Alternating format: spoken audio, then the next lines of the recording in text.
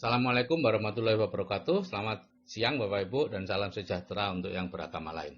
Hari ini saya akan membawakan topik tentang pensiun sejahtera. Gambarnya ini keluarga muda karena saya kenal dengan seseorang yang umur 21 sudah pensiun. Walaupun tentu saya juga mengenal orang yang umur 75 pun tidak bisa pensiun. Gitu ya. Jadi pensiun itu bukan masalah umur Bapak Ibu. Pensiun itu masalah ketersediaan dana pensiun. Kalau dana pensiunnya sudah tersedia, Bapak Ibu umur 20 pun Bapak Ibu akan pensiun. Karena semua orang bekerja itu sebetulnya hanya untuk mencari uang atau mencari nafkah. Kalau uangnya sudah ada datang terus-menerus, ngapain juga bekerja? Kita bekerja di bidang yang lain, bidang sosial, bidang pengabdian, bidang penelitian, atau bekerja membangun aset, bukan lagi mencari uang. Ada 3 pilihan Bapak Ibu dalam menjalani hidup, yaitu bekerja selama 2-5 tahun atau sementara lah, entah 5 tahun, 10 tahun. Kemudian pensiun sejahtera sampai akhir hayat. Gitu ya. Yang pilihan kedua adalah kita bekerja mencari nafkah seperti biasanya 30-40 tahun, setelah itu pensiun dan pensiunnya tanda tanya. Apakah baik atau tidak tergantung dari dana pensiun yang Anda miliki. Ya, yang ketiga adalah bekerja mencari nafkah 40-60 tahun, yaitu sampai akhir hayat. Bisa di satu bidang pekerjaan, seperti dokter, pengacara ya, seperti saya dulu, atau di berbagai bidang. Misalnya pensiun dari tentara kelas pangkat menengah gitu, kemudian menjadi satpam. Kalau pangkatnya tinggi menjadi penasehat, menjadi komisaris, menjadi konsultan atau apapun gitu ya. Setelah itu kemudian bertani atau buka toko atau berdagang atau apapun gitu ya. Artinya terus-menerus bekerja, bekerja dan bekerja. Nah, kira-kira mana yang paling enak? Tentu yang di atas ya, yang bekerja sementara. Yang paling tidak enak yang mana? Tentu yang paling bawah sebetulnya ya, bekerja mencari nafkah sampai akhir hayat.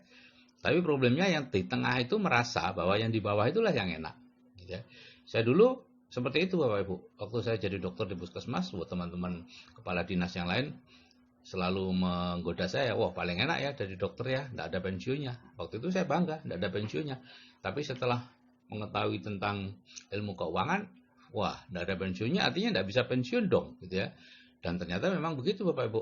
Guru-guru saya yang sudah sepuh, yang sudah umur 70-an tapi masih harus mencari nafkah, itu seringkali salah diundang di rumah sakit A untuk operasi, datangnya ke rumah sakit B, ya, atau mencuci tangannya, setelah dicuci tangannya dia pulang gitu ya. Kru OK sudah nunggu-nunggu, dokternya tidak ada atau profesornya tidak ada.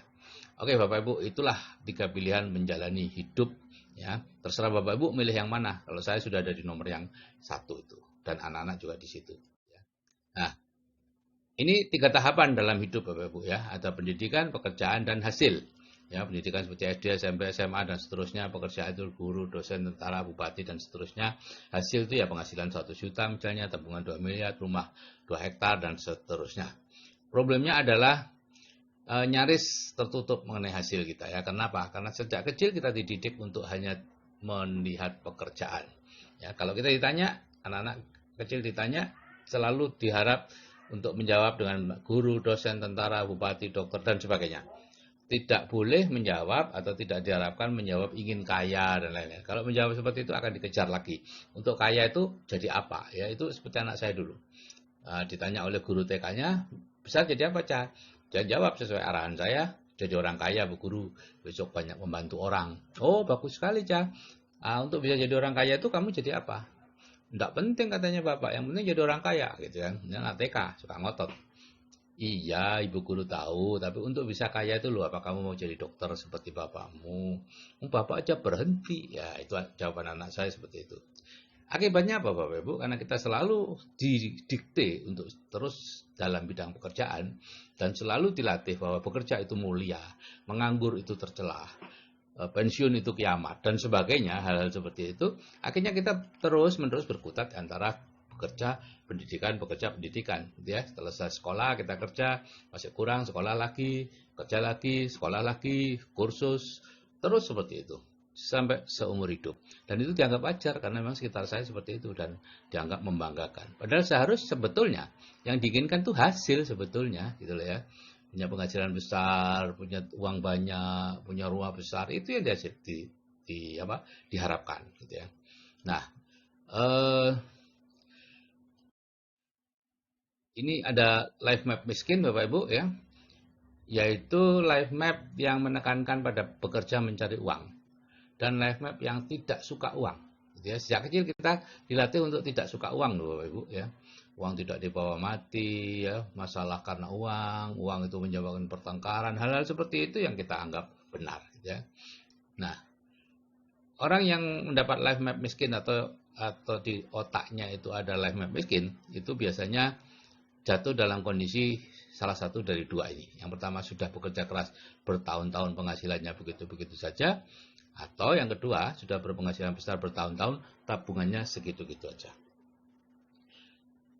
Kalau kita punya uang kecil, uang sedikit ya, tidak sedikit, banyak pun ya, pokoknya punya uang lah yang belum jelas penggunaannya, maka Bapak Ibu akan mendapat dorongan yang luar biasa untuk menghabiskan uang itu. Tiba-tiba saja muncul hal-hal yang tadinya tidak terpikirkan ya, lantai yang baik-baik saja selama ini tiba-tiba nampak kusam yang nggak perlu diganti ya. Ruangan yang sebenarnya cukup gitu ya, tiba-tiba kurang luas ya, sehingga ditambah kamar ya, karena merasa kalau hari raya kan penuh, padahal hari raya itu cuma setahun sekali gitu ya, dan orang pulang kampung hari raya itu senang kalau desa-desaan malahan gitu ya. Tapi selalu ada ide yang tidak bisa Bapak Ibu cegah, sehingga dikatakan bahwa rumah adalah penghisap kekayaan kita nomor satu, karena semua uang kita masuk ke rumah. Rumah tidak pernah jadi selama Anda punya uang. Rumah Anda akan terus-menerus akan Anda perbaiki dan itu menghisap kemampuan keuangan Anda. Ya. Kemudian kalau Anda mencoba untuk melakukan sesuatu sesuai passion, sesuai minat dan sebagainya, pada akhirnya Anda akan jatuh dari satu ke dua. Tidak akan kemana-mana. Gitu ya. Bapak Ibu, semua ini berawal dari pikiran. Ya, kenapa semua bisa terjadi, kenapa Bapak Ibu terus-menerus harus bekerja, kenapa tidak pernah atau jarang sekali bisa punya uang banyak, meskipun sudah menghasilkan uang banyak, tetap aja tidak punya uang gitu ya. Karena semuanya berawal dari pikiran. Dari pikiran kita akan munculkan tindakan-tindakan tertentu, tindakan yang diulang-ulang jadi kebiasaan, kebiasaan yang terus-menerus dilakukan jadi karakter, dan karakter itulah yang akan jadi nasib kita. Jadi nasib Bapak Ibu sekarang ini bukanlah takdir Bapak Ibu, ini hanya sekedar hasil cara berpikir kita yang lalu ya. Saat ini cara berpikir kita kan seperti tadi saya katakan, yaitu bekerja keras mencari nafkah. Ya, bekerja kerasnya betul, mencari uangnya yang salah. Seharusnya bekerja keras membangun aset atau membuat pabrik uang yang menghasilkan uang terus-menerus untuk kita. Itu ya. Nah, jadi kalau Bapak Ibu ingin merubah ya atau berubah cara berpikirnya sekarang dari berpikir bekerja mencari uang menjadi berpikir bekerja mencari nafkah, dari sibuk terus berpikir menjadi santai, dari mencari uang terus berpikir menjadi uang yang datang terus, maka 5-10 tahun yang akan datang nasib Bapak Ibu juga akan berubah dengan sendirinya ya. Bapak Ibu akan dipertemukan dengan orang yang tepat di saat yang tepat sehingga sesuai dengan apa yang ada di pikiran Bapak Ibu ya. Nah, di pikirannya dirubah, maka nasibnya juga akan berubah. Untuk bisa merubah cara berpikir, kita perlu melakukan yang disebut reprogramming pikiran bawah sadar, gitu ya. Karena di dunia ini Bapak Ibu biasanya yang dikabulkan itu bukan keinginan kita, tapi kebutuhan kita.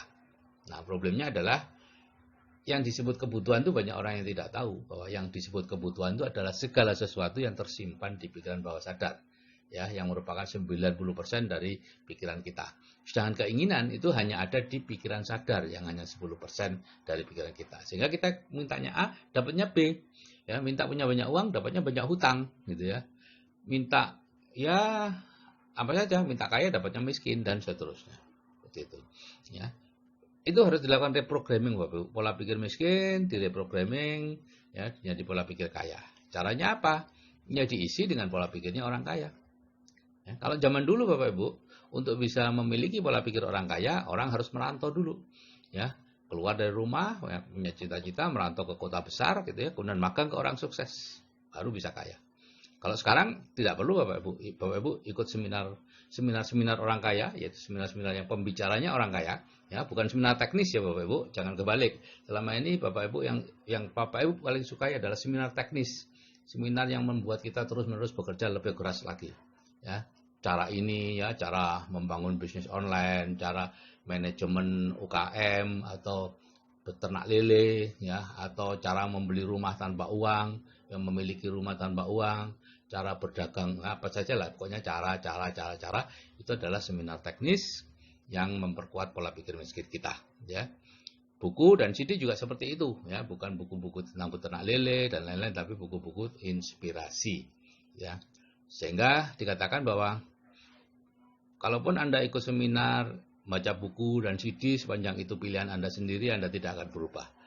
Ya, kalau mau berubah, cari mentor, lakukan hal-hal yang ditunjukkan mentor, yang semakin Anda tidak sukai, harus semakin Anda lakukan. Jadi Bapak Ibu, kalau Anda punya mentor Anda pasti menunjukkan hal-hal yang tidak Anda sukai. Tapi itulah yang bisa merubah Anda. Hal-hal yang tidak Anda sukai. Ya, Anda harus melakukannya dan belajar menyukainya. Kenapa? Karena hal-hal yang tidak Anda sukai itulah hal-hal yang belum ada di pola pikir Anda. Jadi Anda harus mengadakannya dengan cara lama-lama menyukai. Dan di grup, saya punya grup Bapak Ibu, grup namanya grup WA Building the Dream. Ya, mungkin sebagian yang mendengar ini sudah masuk di situ. Ya, di grup WA Building the Dream itu ada 2 audio hipnoterapi. Yang pertama memiliki penghasilan pasif 100 juta sebulan, yang kedua kehidupan dengan penghasilan pasif 100 juta sebulan. Ya, dua-duanya perlu didengarkan untuk meningkatkan plafon rezeki dalam waktu 21 hari. Ya, kalau masing-masing mendengarkan 1 kali, 21 hari. Kalau masing-masing 2 kali sehari, ya 11 hari. Pokoknya masing-masing 21 kali lah untuk didengarkan ini. Ya. Jadi ada 3 tahap perubahannya Bapak Ibu, yaitu yang pertama di grup WA Building the Dream, ya, sekarang ada sekitar 300-an grup WA Building the Dream, ya, bulan Maret 2018 ini, April 2018 ini. Di situ Bapak Ibu mendengarkan 2 audio hipnoterapi penghasilan pasif 100 juta sebulan dan satunya lagi itu sebanyak 21 kali. Terus ada lagi pengetahuan-pengetahuan tentang bisnis, keuangan, tentang pikiran, bawah sadar, Ho'oponopono, law of attraction dan macam-macam. Tapi terus terang itu tidak mengubah hidup. Itu hanya membuat Bapak Ibu lebih pintar, gitu aja, lebih tahu. Tapi sama sekali tidak akan mengubah kehidupan Bapak Ibu. Karena itu hanya sekedar pengetahuan di pikiran sadar, gitu ya. Seperti sekarang banyak orang tahu bahwa olahraga itu baik untuk kesehatan, semua orang ingin sehat, tapi berapa banyak yang mau olahraga? Semacam itulah, gitu ya. Nah, tahap yang kedua, setelah Bapak Ibu mendengarkan audio itu 21 kali, Bapak akan dipindah ke grup program lanjutan, menghadiri seminar yang ditunjuk, ya, minimal 3 kali, ya, dalam 1 tahun, ya. Seminarnya memang 3 kali. Dan mohon maaf, saya tidak jualan seminar Bapak Ibu, ya.